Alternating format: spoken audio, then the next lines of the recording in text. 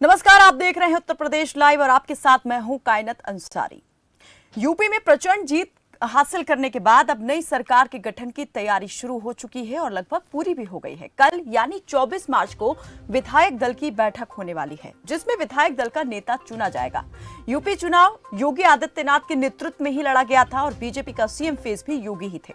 हालांकि 24 मार्च को होने वाली विधानमंडल की बैठक में योगी आदित्यनाथ के नाम का औपचारिक रूप से ऐलान कर उन्हें विधायक दल का नेता चुना जाएगा और सभी विधायक उनके नाम पर सहमति जताएंगे। खबर है कि रघुवर दास की मौजूदगी में 24 मार्च को शाम 4 बजे लोक भवन में विधानमंडल दल की होने वाली बैठक में विधानमंडल दल का नेता चुने जाने के साथ ही डिप्टी सीएम को लेकर भी फैसला हो सकता है। 25 मार्च को योगी आदित्यनाथ का शपथ ग्रहण होगा। योगी एक बार फिर मुख्यमंत्री पद की शपथ ग्रहण करेंगे। 25 मार्च को लखनऊ में शहीद पथ पर स्थित एकाना स्टेडियम में योगी आदित्यनाथ का शपथ ग्रहण समारोह होगा, जिसकी तैयारियां लगभग पूरी हो चुकी हैं।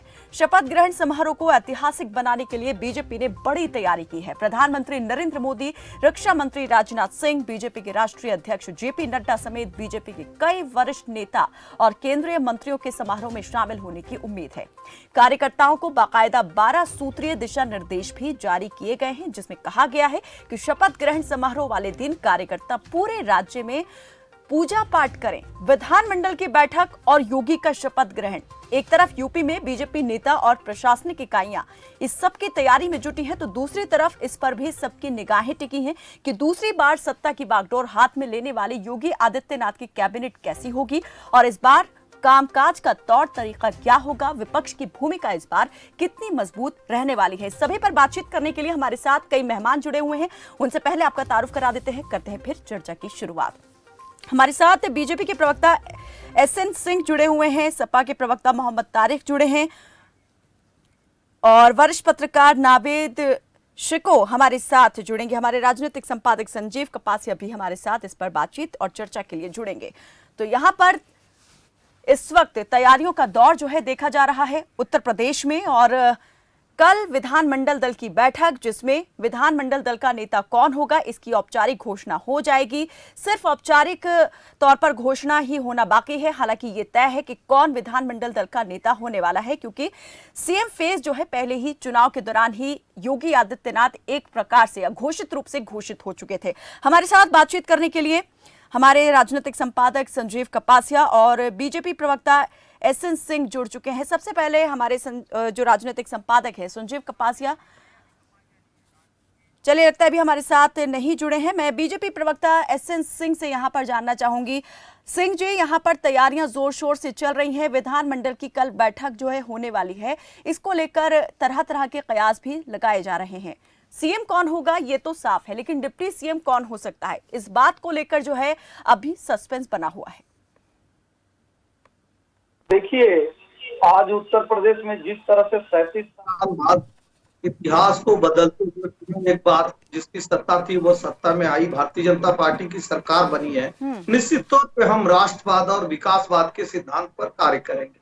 वह भूख, भ्रष्टाचार, राशन शासन, अनुशासन देते हुए 2017 से 22 तक जिस तरह से हमने सरकार चलाई, डबल इंजन की जो सरकार चलाई, उसकी गति को और बढ़ाएंगे और जो हमारा नारा है सबका साथ, सबका विकास, सबका विश्वास, उसको और बुलंदियों से अंत्योदय की योजना को पूरा करते हुए जो भी योजनाएं होंगी उसको अंतिम व्यक्ति तक पहुंचाएंगे। आप कह रहे हैं कि विकासवाद और राष्ट्रवाद के मंत्र को लेकर के ही बीजेपी लगातार आगे बढ़ती रहेगी, लेकिन जिस प्रकार से एक बार फिर से महंगाई ने छलांग मारी है, उसको लेकर के बयानबाजी जो है वो एक बार फिर से शुरू हो गई है। सियासी गलियारों में कांग्रेस की तरफ से भी प्रदर्शन हो रहे हैं, तो दूसरी तरफ सपा प्रमुख अखिलेश यादव की तरफ से भी इस पर बयान आया है, जिसमें उन्होंने गलत नीतियों को इसके लिए जिम्मेदार ठहराया है। देखिए कामत जी, हम कार्य करने वाले लोग हैं और कार्य करते रहेंगे। विपक्ष भी विकास की एक धुरी है। अगर कोई ऐसी बात होगी जिस पे आवाज उठाना जायज है, निश्चित तौर पे उठाएं। लोकतांत्रिक और मर्यादित तरीके से अपने आवाज को उठाएं। भारतीय जनता पार्टी की जो सरकार आज उत्तर प्रदेश में बनने जा रही है, विश्वास और विश्वास के नाते बनने जा रही है। भारतीय जनता पार्टी पे जो प्रदेश और देश की जनता इस तरह से विश्वास करती है कि आदरणीय मोदी जी और आदरणीय योगी जी जो कुछ भी कर रहे हैं वो हमारे लिए कर रहे हैं और आगे भी जो कुछ करेंगे वो हमारे लिए करेंगे। निश्चित तौर पे मैं आपके चैनल के माध्यम से बताऊं कि हम पूरी कोशिश होगी कि जनता के उन उम्मीदों पे भारतीय जनता पार्टी पूरी कसौटी के साथ खरी उतरे। हम कोशिश करेंगे कि हमसे न्याय हो, हम कोशिश करें कि महंगाई रुके, हम कोशिश करेंगे कि विकास विकास और सिर्फ विकास हो। बिल्कुल, विकास के ऊपर आप कह रहे हैं कि काम लगातार चलता रहेगा और विकास के मुद्दे पर ही पार्टी आगे बढ़ती रहेगी। हमारे साथ नावेद शिको वरिष्ठ पत्रकार जुड़ चुके हैं और सपा के प्रवक्ता मोहम्मद तारिक भी जुड़ गए हैं। नावेद जी, स्वागत है आपका। आपसे आएंगे, इस पर बातचीत करेंगे। मैं सपा प्रवक्ता मोहम्मद तारिक से ये जानना चाहूंगी कि अब जो नई सरकार गठित होगी उसमें क्या लगता है विपक्ष की भूमिका इस बार कितनी ज्यादा मजबूत रहने वाली है? जिन मुद्दों को लगातार चुनाव के दौरान उठाया गया विपक्ष की ओर से, क्या लगता है क्या वही मुद्दे इस बार जो है विपक्ष लेकर के सरकार को घेरने का प्रयास करेगा, या इस बार कुछ नए तरीके से, नए फ्लेवर के साथ आएंगे? नहीं, देखिए कि हमारे जो राष्ट्रीय अध्यक्ष हैं उन्होंने भी फैसला किया है कि वो विधानसभा में ही बैठेंगे, जिसका हम लोगों ने भी स्वागत किया। उन्होंने लोकसभा से इस्तीफा दे दिया। उसका मकसद बिल्कुल साफ है कि कहाँ पिछली बार हमारी संख्या 50 थी, 50 के करीब थी, अब हम लगभग 130 के करीब हैं। तो जरूर जो जनता से जुड़े हुए मुद्दे हैं उनको मजबूती से उठाने के लिए ही अखिलेश यादव जी ने ये फैसला लिया है कि मैं खुद विधानसभा में मौजूद रहकर और जो जनता से जुड़े हुए मुद्दे हैं जिनको लेकर हम चुनाव में गए थे उन्हीं को फिर से विधानसभा में भी उठाया जाएगा और विधानसभा के बाहर भी उठाया जाएगा, क्योंकि महंगाई वाकई में एक बहुत बड़ा मुद्दा है। आप लगातार गैस के दाम बढ़ाते जा रहे हैं, आप पेट्रोल के दाम आप देख लीजिए कितने ज्यादा बढ़े, लेकिन ये चुनाव के तुरंत बाद हुआ है।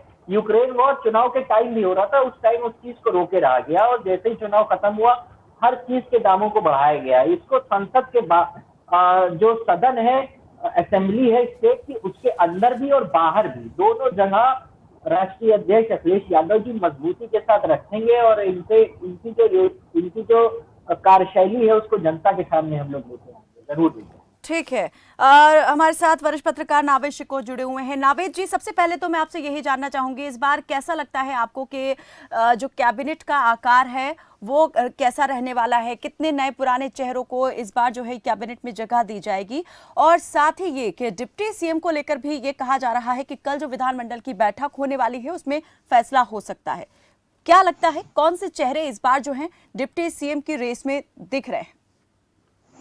जी देखिए, एक चीज तो भारतीय जनता पार्टी के बारे में सब लोग ये जान चुके हैं और इस बात को पहचान चुके हैं कि भाजपा जो फैसला करने जा रही होती है एंड टाइम तक उसकी कोई भी फैसला, कोई भी रणनीति, कोई भी लिस्ट लीक नहीं होती है।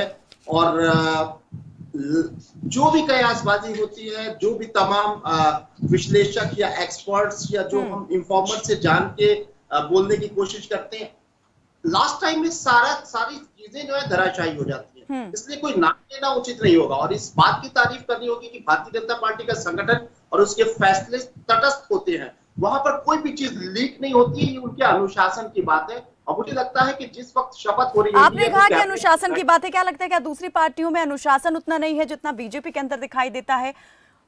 नहीं, बिल्कुल नहीं। दूसरी पार्टी में किसी भी राजनीतिक दल में मैं ये बात कह सकता हूं कि एक समय हुआ करता था बसपा का, बहुजन समाज पार्टी के अंदर एक अनुशासन हुआ करता था जब उसका समय था, जब वो इतनी उनके अंदर ताकत थी कि वो सरकार बनाती रहती थी बसपा। लेकिन अब भाजपा की जो सफलता का मूल मंत्र है वो उनका अनुशासन है और उनका कठोर परिश्रम है और आपस में जो सामंजस्य का जो उनका एक ताकत है, वो मैं समझता हूं कि यही उनकी सबसे बड़ी ताकत है। जिस तरीके से उन्होंने इतिहास रचा है और दूसरी बार उत्तर प्रदेश में 3 दशक के बाद एक रिकॉर्ड कायम किया है, एक जनता का विश्वास का और सरकार बनाने का, और हाईकमान और स्टेट के नेतृत्व के बीच में जो उनका सामंजस्य बना, जिसको लेकर हम तमाम हमारे जैसे पत्रकार और विश्लेषक और तमाम लोग कयास लगा रहे थे कि किस तरीके से आपस में कुछ ना कुछ मिसअंडरस्टैंडिंग है, कहीं ना कहीं सामंजस्य नहीं है, लेकिन सारी चीजें हम लोगों की फेल हो गई। चुनावी मैं पिछला विधानसभा चुनाव जब गुजरा है उसमें तमाम जो हम सब कयास लगाए थे वो सब, क्योंकि भारतीय जनता पार्टी का कैडर से लेकर उनका संगठन और संगठन से लेकर उन पर विश्वास करने वाले वोटर भी इतने अनुशासित होते हैं कि ये बात मालूम नहीं कर पाते हैं कि अंडर करंट क्या है, लहर क्या है। हमेशा चौंकाने वाले फैसले होते रहते हैं। तो ये कैबिनेट क्या होने वाला है, कौन लोग सामने आने वाले हैं, किनकी शपथ होगी, किसकी नहीं होगी, मैं तो कुछ भी कहने को इसलिए भी नाम सामने रखने नावेद जी क्या बार... लगता है, क्या डिप्टी सीएम के रूप में एक बार फिर से केशव मौर्य दिखाई देंगे? क्योंकि जिस तरीके से उत्तराखंड में, जैसे आपने कहा कि चौंकाने वाले फैसले होते हैं, उत्तराखंड में पुष्कर सिंह धामी चुनाव हारे, लेकिन बावजूद इसके प्रदेश की बागडोर हाथ में आ गई। तो क्या ऐसे में ये भी माना जाए कि फैसला यहाँ पर भी इस तरीके का कोई चौंकाने वाला हो सकता है बीजेपी का? जी बिल्कुल, लग यही रहा है कि किस तरीके से भारतीय जनता पार्टी अपनी की एक बहुत अच्छी और बहुत बड़ी एक उनकी बात यह है, उनका फार्मूला ये कि जिस समय एक चुनाव वो जीतते हैं या नहीं भी जीतते हैं, ये उनका रिकॉर्ड अगर देखिए तो दूसरे दिन से वो दूसरे चुनाव की तैयारी करने लगते हैं। अब उत्तर प्रदेश में के जो यहाँ का जो संगठन है या हाईकमान है, उनके साथ में तालमेल बना के ये लोकसभा की पूरी तैयारी उन्होंने झोंक दी है। उनकी रणनीति तैयार हो गई है। वो अपने कार्यकर्ताओं में एक जोश पैदा करने के लिए जो शपथ ग्रहण समारोह होने जा रहा है लखनऊ में, उसमें इतना बड़ा जो क्राउड इकट्ठा कर रहे हैं, बहुत बड़ा मजमा इकट्ठा कर रहे हैं, उसका सिर्फ यही कारण है कि हमारे वर्कर्स जो है, हमारे कार्यकर्ता जो है, उनको सम्मान मिले, वो उस शपथ ग्रहण समारोह का एक हिस्सा बने, जिनको आगे भी काम करना है और उनको जोड़े रहना है, उनके अंदर जोश और जज्बा भारतीय जनता पार्टी पैदा करनी चाहिए। जहां तक आपने कहा कि कौन हो सकता है, केशव जी का जहां तक सवाल है, डिप्टी सीएम क्या सवाल है, वहां तक इस बात को मानना पड़ेगा कि पूरी सारा उनका फैसला जो है लोकसभा के मद्देनजर होगा। इस बात को वो जरूर ध्यान में रखेंगे कि ये भी जीत जो है वो ये पिछड़े वर्ग की, जो पिछड़ी जातियां हैं उत्तर प्रदेश में, वो कहीं ना कहीं राजनीति में उनका एक बड़ा प्रभाव रहा है और जिताने और हराने में उनका बड़ा रोल रहा है। उत्तर प्रदेश में जातियों का जो एक बंटवारा रहा है, उसको तोड़ने के लिए भाजपा ने जो कोशिश की, उसमें वो सफल रही और वही सफलता इनकी सफलता का मूल मंत्र है। तो मुझे लगता है कि पिछड़े जाति जो समाज है, पिछड़ी जातियों का जो समाज है, उनसे जुड़े हुए नेताओं को पूरा सम्मान मिलेगा। उनको केशव जी का जहां तक सवाल है, तो केशव जी जरूर, मेरा अपना खुद का मानना है कि केशव जी को उत्तर प्रदेश से वो अलग नहीं कर सकते हैं। और अगर वो डिप्टी सीएम थे पिछले कार्यकाल में या हैं मौजूदा, तो वो अगले कार्यकाल में भी उनको जरूर एक सम्मानजनक उस पद से ठीक कहीं है। नीचे यहाँ पर ये तो समझा जा सकता है, जैसे आपने कहा कि बीजेपी का जो संगठन है, जो नीति रणनीति रहती है, वो बहुत ज्यादा यहाँ पर स्ट्रांग दिखाई देती है, उसका कहीं कोई सानी दिखाई नहीं देता। लेकिन इस बार अगर बात विपक्ष की करें, तो विपक्ष इस बार आप कितना मजबूत देख पा रहे हैं? अखिलेश यादव ने अपनी संसदीय सीट से इस्तीफा दे दिया, विधानसभा के अंदर इस बार मौजूद रहेंगे और हो सकता है कि नेता प्रतिपक्ष के रूप में वो इस बार जो है विधानसभा में काम करें। तो क्या लगता है, पहले से ज्यादा मजबूत इस बार विपक्ष रहने वाला है सदन के अंदर, और ये मजबूती जो है उसके लिए भी कारआमद साबित होगी 2024 में होने वाले चुनाव में? जी 24 के लिए जो तैयारी नजर आने लगी शपथ ग्रहण से समारोह से पहले ही, उसमें भी ये साफ नजर आने लगा है कि अभी भी दो ताकतें पॉलिटिकल आमने सामने है। भारतीय जनता पार्टी के सामने आज की तारीख में भी और आने वाले समय में भी शायद समाजवादी पार्टी ही उनके सामने मुकाबले में रही। वो बात अलग है कि जब विधानसभा चुनाव में भाजपा को चुनौती देने के बाद भी हरा नहीं पाया विपक्ष या समाजवादी पार्टी का मजबूत गठबंधन, तो लोकसभा में बहुत ज्यादा उम्मीद तो नहीं की जा सकती, क्योंकि लोकसभा में तो नरेंद्र मोदी जैसा जादुई चेहरा है। क्योंकि उत्तर प्रदेश में एक प्रदेश का चुनाव होता है, यहाँ पर जब नरेंद्र मोदी का जादू चल गया, योगी और मोदी की जोड़ी चल गई और प्रचंड बहुमत से उन्होंने इतिहास रच दिया दोबारा जीतने में, तो लोकसभा में भी भाजपा का कहीं ना कहीं बड़ी ताकत है। लेकिन उसको चुनौती देने के लिए अखिलेश यादव जी के अंदर आज भी कॉन्फिडेंस नजर आ रहा है, और जिस तरीके से उन्होंने लोकसभा से इस्तीफा देकर और यहाँ उत्तर प्रदेश में पूरी तरीके से समय देने और जमीनी लड़ाई लड़ने की बात कही, मैं समझता हूँ ये भी एक कुछ बड़ी ताकत के तौर पर कोई संदेश देने की इस तरीके से कोशिश की। अपना इस्तीफा जो उन्होंने दिया, आजम खान और अखिलेश यादव दोनों ने ही इस्तीफा दिया है, तो क्या कोई संदेश देने की भी कोशिश है? उन्होंने साफ संदेश दिया है, जो उनकी कमियां रही उस बात को शायद उन्होंने अप्रत्यक्ष रूप से स्वीकार कर लिया है, और ये बात कही गई कि अखिलेश यादव अच्छा चुनाव लड़े, उन्होंने एक बहुत अच्छा गठबंधन बनाया और वो कहीं ना कहीं उनका रेस्पॉन्स भी नजर आया, उनकी लोकप्रियता भी नजर आई और उन्हें भाजपा को टक्कर दी। ये बातें सही हैं, लेकिन एक बात जनता ने कही, विश्लेषकों ने कही, एक्सपर्ट्स ने कही कि अखिलेश यादव अगर 5 साल तक मेहनत करते, एक विपक्षी दल के तौर पर वो जमीन पे नजर आते, उनका वर्कर्स जमीन पे नजर आता और ये सिलसिला लंबा रहता, तो शायद ये हारते नहीं। इस बात को शायद उन्होंने इस बात का एहसास कर लिया है, और जो उन्होंने जिस तरीके से इस्तीफा दिया और उन्होंने कहा कि हम उत्तर प्रदेश में रहेंगे, हम विधानसभा में ही रहेंगे, यहाँ पर नेतृत्व करेंगे और जमीनी लड़ाई लड़ेंगे। अगर सचमुच जिस जमीन पे उतर आते हैं, जिस तरह के समाजवादी पार्टी का इतिहास रहा है, नेताजी मुलायम सिंह यादव ने जिस तरीके से अपनी राजनीति का एक कोलाज तैयार किया था कि वो सिर्फ सड़क पे उनकी एक लड़ाई नजर आती थी, वो जेल जाते थे, उनके वर्कर्स डंडे खाते थे। जब समाजवादी पार्टी में प्रदेश अध्यक्ष थे शिवपाल यादव जी, तो मुझे याद है कई ऐसी घटनाएं थी कि इतना जमीन पे ये लोग धरने देते थे कि एक दरोगा तक का एक थप्पड़, मुझे याद है कि किस तरीके से शिवपाल जी को लेकर जिस तरह हाथ उठा लिया था एक पुलिस के एक छोटे से अधिकारी ने, तो उसको, ये सारी घटनाएं जो होती है तो कार्यकर्ताओं में एक बड़ा उबाल सामने आता है और इससे एक जोश पैदा होता है। और अखिलेश यादव की अगली रणनीति जो है, शायद उन्होंने अपनी गलतियों का एहसास कर दिया है और जिस तरीके से वहां लोकसभा से इस्तीफा दिया, उन्होंने ये फैसला किया है कि हम विधानसभा में पूरा समय देंगे और उत्तर प्रदेश और लखनऊ में अपना पूरा समय देंगे, तो मुझे लगता है कि वो अगर जमीन पे अब जमीनी तो हकीकत को करीब से समझने की वो कोशिश यहाँ पर जरूर इस माध्यम से करने वाले हैं मोहम्मद तारिक, कि पिछली गलतियों से सबक यहाँ पर कहा जाए और करीब से अब निगाह रखेंगे सरकार के कामकाज पर, तो रखेंगे ही, साथ ही जो पिछली गलतियां हुई हैं उनमें सुधार का मौका भी यहाँ पर रहने वाला है विपक्ष के सामने। जी बिल्कुल, अगर अपनी गलतियों को सुधारा नहीं जाएगा तो आगे उस तरीके से चुनाव में कैसे उतरा जाएगा। और हम तो वो लोग हैं जो अपनी हार, यानी आप भी मानते हैं अभी जो वरिष्ठ पत्रकार मोहम्मद नावेद ने कहा, मोहम्मद नावेद शिकोह ने कहा, वो सभी बातें सही हैं और यहाँ गलतियां हुई हैं विपक्ष से? नहीं, बिल्कुल, देखिए, पब्लिक के मैंडेट को सर्वसम्मति से स्वीकार करना यही डेमोक्रेसी का मूल मंत्र है। हम लोकतंत्र से कहीं बाहर नहीं जा रहे हैं, उसको बिल्कुल एक्सेप्ट किया गया है। और अगर इस चीज को एक्सेप्ट किया गया है कि पब्लिक का मैंडेट है, तो ये भी एक्सेप्ट करिए कि हम लोग हारे हैं, और अगर हारे हैं तो कहीं ना कहीं कमी रही होगी, उस चीज को बिल्कुल उस चीज को दूर किया जाएगा। शायद हम कहाँ कमी रह गई उस चीज को ढूंढने में तो थोड़ा सा समय जरूर लगेगा समाजवादी पार्टी को, लेकिन ऐसा बिल्कुल नहीं है कि समाजवादी को जनता का समर्थन न मिला हो, जनता का वोट न मिला हो।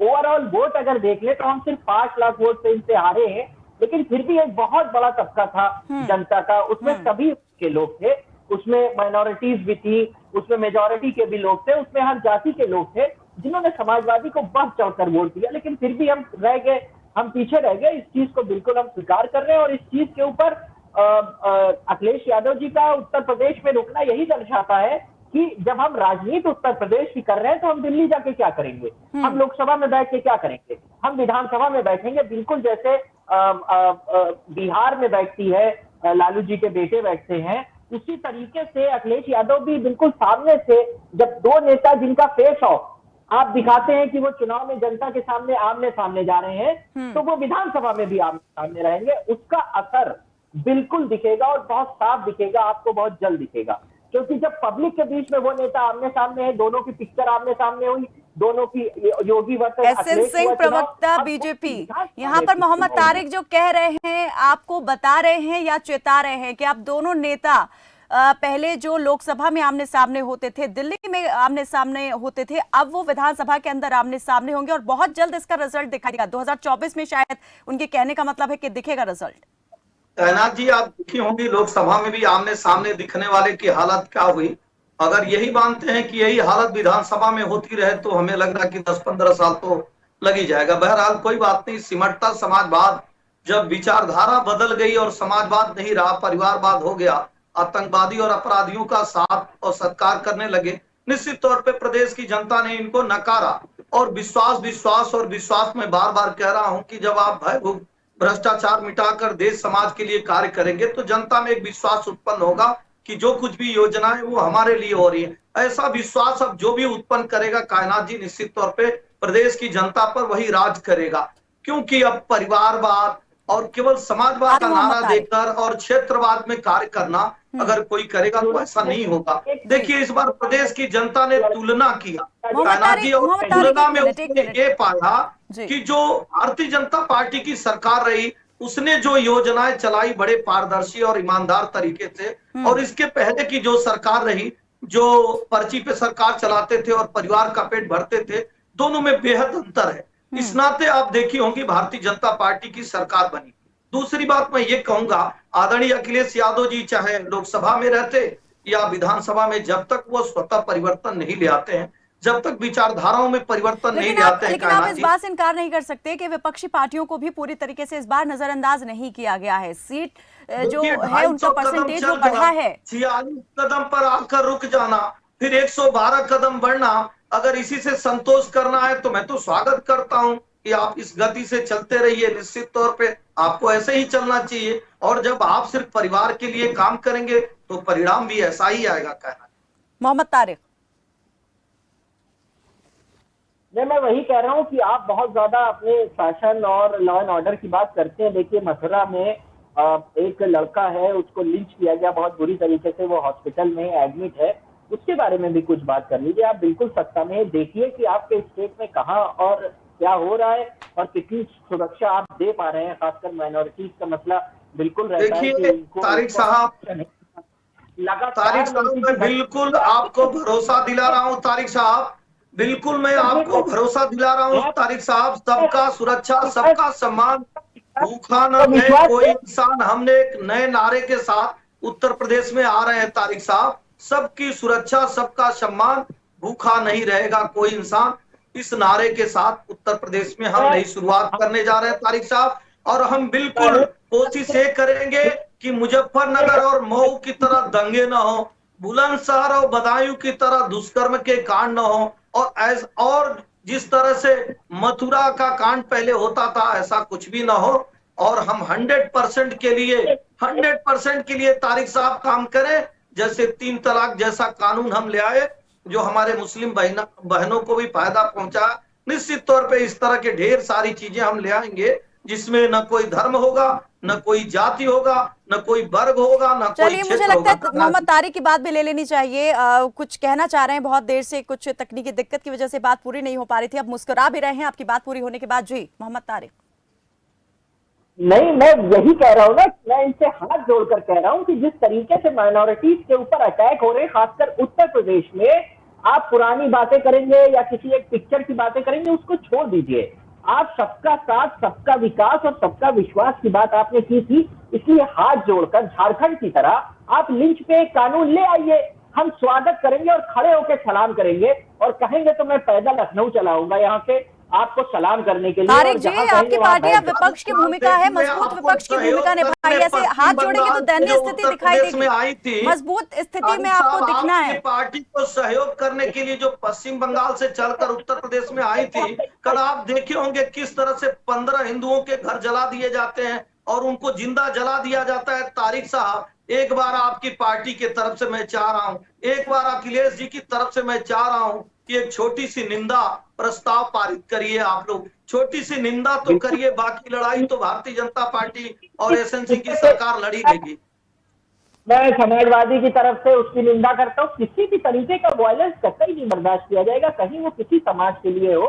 मगर जाहिर सी बात है, आपने जो प्रधानमंत्री ने तारिक साहब की कल एक बयान मीडिया में आपकी तरफ से जाना चाहिए, कल निंदा करनी चाहिए कि जो है ममता बनर्जी की सरकार ठीक नहीं कर रही है। ये आप मान रहे हैं कि ठीक नहीं कर रही है? ये वाजिब है? किसी का घर आप कैसे जला देंगे, किसी को जिंदा कैसे मार देंगे? तारिक साहब, मैं एसएनजी ये सभी बातें जो है जांच का विषय है। गृह मंत्रालय ने रिपोर्ट भी तलब की है। यहाँ पर किसी राजनीतिक दल की तरफ से निंदा करने या ना करने से इसका कोई फर्क नहीं पड़ता है। मैं चाहूंगी वरिष्ठ पत्रकार यहाँ पर नावेद को इस पर प्रतिक्रिया दें। आपने सुना दोनों ही प्रवक्ताओं की बात को यहाँ पर, तो क्या लगता है चुनौतियां इस बार जो है किसके सामने कितनी बड़ी रहने वाली हैं? इस बार जो है दोनों नेता बीजेपी के तरफ से जो होंगे, प्रदेश के मुखिया योगी आदित्यनाथ, कल नाम का ऐलान भी यहाँ पर औपचारिक रूप से हो जाएगा, तो दूसरी तरफ यहाँ पर कह सकते हैं कि नेता प्रतिपक्ष के रूप में दिखाई देंगे अखिलेश यादव। तो विपक्ष के लिए चुनौतियां कितनी ज्यादा और सरकार के लिए, जो बनने वाली सरकार है, उसके लिए कितनी बड़ी चुनौतियां होंगी? देखिए, अखिलेश यादव ने जो फैसला किया है वो स्वागत योग्य है, क्योंकि लोकतंत्र का सौंदर्य ये रहता है कि विपक्ष जो है वो मजबूत हो। और आज की तारीख में इस बात में कोई शक नहीं है, जिस तरह से विधानसभा चुनाव के नतीजे आए हैं, एक विपक्षी दल के तौर पर समाजवादी पार्टी सबसे बड़ा दल है, सबसे ताकतवर दल है। और बाकी कांग्रेस और बहुजन समाजवादी पार्टी की बहुत स्थिति खराब है, इसको मानना पड़ेगा। जरूर वो आगे बढ़ेंगे, उनको आगे बढ़ना भी चाहिए है, और ये वक्त का तकाजा भी है, लोकतंत्र का भी तकाजा भी है, उत्तर प्रदेश की खुशहाली का भी ये तकाजा है कि विपक्षी दल जितने भी हैं भले ही वो बहुत पिछड़ गए हो, उनको जनादेश नहीं मिला हो, चाहे वो कांग्रेस हो चाहे बहुजन समाज पार्टी हो, उनको आगे बढ़ना चाहिए और वो शायद आगे बढ़े भी। उनके लिए सब शुभकामनाएं सबकी। लेकिन समाजवादी पार्टी एक इकलौता इस वक्त एक मजबूत विपक्ष के तौर पर है, लेकिन जिस तरीके से अभी समाजवादी पार्टी के हमारे साथी प्रवक्ता ने कहा कि वो होना चाहिए उनका यहाँ पर, और उन्होंने फैसला भी किया उनके नेता ने। मैं समझता हूँ ये बात अगर वो पहले सोच लेते अखिलेश यादव जी तो शायद उनका समय गुजरता उत्तर प्रदेश में और लखनऊ में। खैर उन्होंने देर से ही सही दुरुस्त उन्होंने फैसला किया है। और एक चीज को और भी मानना पड़ेगा कि अखिलेश जी के बारे में एक बात कहना पड़ेगी कि उन्होंने सेकंड लाइन नहीं तैयार की, ना वो सेकंड लाइन तैयार करना चाहते हैं, जो उनका एटीट्यूड नजर आता है। समाजवादी पार्टी जो जिसका मैं ये जानना चाह रही हूँ नावेद जी कि इन 2 साल के अंदर यहाँ पर कल सत्ता गठित हो जाएगी और पक्ष विपक्ष अपना अपना काम करना भी शुरू कर देंगे। 2024 में लोकसभा चुनाव है, तो इस 2 साल के अरसे के अंदर आपको लगता है कि मजबूत विपक्ष अभी जो प्रदेश में दिखाई दे रहा है वो उतना ज्यादा प्रदेश में और मजबूत होगा, लोकसभा चुनाव में उसकी भूमिका जो है और निखर के सामने आएगी? भाई देखिए, करो या मरो की लड़ाई है। उत्तर प्रदेश के 2 राजनीतिक दल इस बात को बहुत ही दुख के साथ कहना पड़ेगा कि मृत्युशैया पे पड़े हुए हैं। कांग्रेस जो राष्ट्रीय पार्टी है जिसने उत्तर प्रदेश में एक लंबे समय तक शासन किया, देश में शासन किया, उसकी क्या स्थिति है? उनकी सबसे बड़ी नेता प्रियंका जी की मेहनत के बाद भी वो रेस्पॉन्स नहीं मिला है। उनको चिंतन करना पड़ेगा। और लोकतंत्र को बचाने के लिए, इस देश को, इस समाज को बचाने के लिए, मैं किसी सत्तारूढ़ पार्टी की बुराई नहीं कर रहा हूं, लेकिन लोकतंत्र की ताकत के तौर पर विपक्षी दलों को मजबूत होना चाहिए, उनको जमीन पर उतरना चाहिए, उनको सत्ता के सामने सवाल उठाना चाहिए, उनको जेल जाने से नहीं डरना चाहिए। बहुजन समाजवादी पार्टी जिसकी जड़ें उत्तर प्रदेश में है, जिसने एक लड़ाई लड़ी, जिसने एक सामाजिक न्याय की लड़ाई लड़ी, जिसका एक बड़ा उद्देश्य था, वो किस तरीके से निष्क्रिय हो गई है। कल बहन जी का एक बयान आया और वो बयान भी बड़ा चौंकाने वाला था। मैं ये नहीं कह रहा हूँ कि वो समाजवादी पार्टी पर सवाल नहीं उठाए, उनका जो एक कुछ ट्वीट्स में कल देख रहा था, उन्होंने कल महंगाई जो बढ़ी, जिस तरीके से पेट्रोल के दाम बढ़े, जिस तरीके से महंगाई का एक बहुत तेजी से ग्राफ बढ़ता चला जा रहा है, तो उन्होंने कोई महंगाई के ऊपर उनका कोई बयान नहीं आया। उनका बयान आया कि अखिलेश यादव की सरकार जो बहुत पहले हुआ करती थी उसमें ये हुआ था, ये होना चाहिए था। तो मुझे उनका ये जो कल ट्वीट था, तो मुझे लगा ये आने वाला लोकसभा चुनाव जिस 2 सालों की बात आप कर रही हो उसमें भी मुझे नहीं लगता है कि उनकी कोई सक्रिय भूमिका होगी, क्योंकि सक्रिय भूमिका के लिए चाहे पत्रकार हो चाहे विपक्ष हो, सत्ता जितनी भी अच्छी हो, जितना भी अच्छा काम कर रही होते है, उसकी भूमिका होती है अगर कोई कमी रह गई हो तो उस पर सवाल उठाए ताकि सरकार और भी मजबूत हो। अगर उससे कोई काम छूट रहा है, अगर उससे कोई गलती हो रही है तो बिल्कुल अपनी सभी यहाँ पर जो क्षेत्रीय दल है उनको अपनी भूमिका पर भी ध्यान देने की जरूरत है। चाह रहा था, समाजवादी पार्टी का जहां तक सवाल है, तो अखिलेश यादव अगर विधानसभा में होंगे और वो जमीनी लड़ाई लड़ेंगे तो मैं समझता हूँ कि लड़ाई बड़ी रोचक होगी और कहीं ना कहीं लगेगा कि उत्तर प्रदेश में कहीं ना कहीं विपक्षी दल भी भाजपा के सामने है, क्योंकि भाजपा बहुत बड़ी ताकत के तौर पे उभरी है, इसमें कोई शक नहीं है। और ये अच्छी बात भी है, कोई भी राजनीतिक यहाँ पर हर बार जो तीसरे मोर्चे की संभावनाओं की बात होती है, बनने की बात होती है, ये इस बात पर भी निर्भर करने वाली है कि अगले 2 वर्ष के अंदर कैसे राजनीतिक परिस्थितियां जो हैं वो बनती और बिगड़ती हैं। बहुत बहुत शुक्रिया आप सभी मेहमानों का हमारे साथ इस बातचीत में जुड़ने के लिए। तो कौन होगा विधानमंडल का नेता, इसकी औपचारिक घोषणा कल होने वाली विधानमंडल की बैठक में हो जाएगी, लेकिन जिस पर सस्पेंस अभी बरकरार है वो है डिप्टी सीएम को लेकर होने वाला फैसला और योगी कैबिनेट के चेहरे। देखने वाली बात यही होगी कि इस योगी कैबिनेट में कितने नए और कितने पुराने चेहरों को जगह मिलती है। फिलहाल के लिए मेरे साथ बस इतना ही। आप देखते रहे खबर फास्ट। नमस्कार।